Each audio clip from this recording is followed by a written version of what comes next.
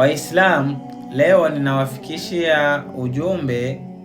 Pia na wewe ukijaliwa kukutana na huu ujumbe, jaribu kuwapelekea wengine. Tunakaribia mwezi mtukufu, mwezi wa Ramadhani, ambaye huyu mwezi wa Ramadhani ndipo kuliteremshwa Qur'ani.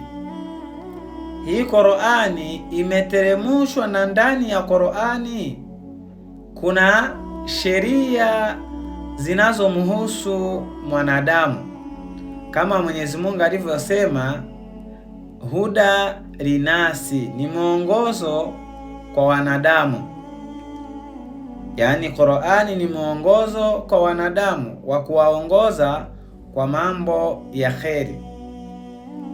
Sasa Mwenyezi Mungu anasema, atakaye jaaliwa kuwa na afya kupatwa na huyu mwezi mtukufu wa Ramadhani, basi wewe unatakiwa ufunge upate thawabu, ujikaribishe kwa Mwenyezi Mungu.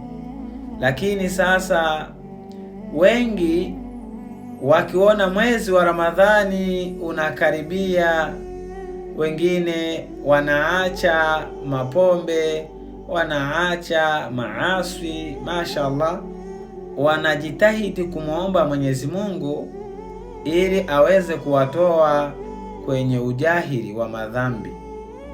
Ni kweli kuna wengine mashaallah wakiingia na kujikurubisha kwa Mwenyezi Mungu, Mwenyezi Mungu anabadilisha na kuwaweka kuwa sawasawa. Yaani Ramadhani inakwenda nao na kuwabadilisha na kuwawacha wakiwa ni katika watu wema.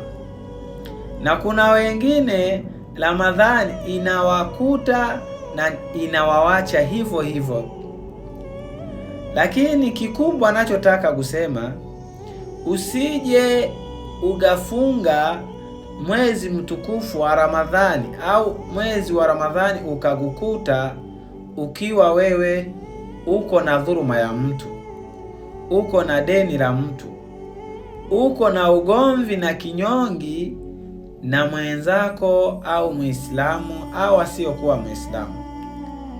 Mnatakiwa watu mjisafishe na kumuomba istighfaru, kumuomba msamaha Mwenyezi Mungu awajalie mwezi iweze kuwakuta na kuwawacha kwenye daraja nyingine.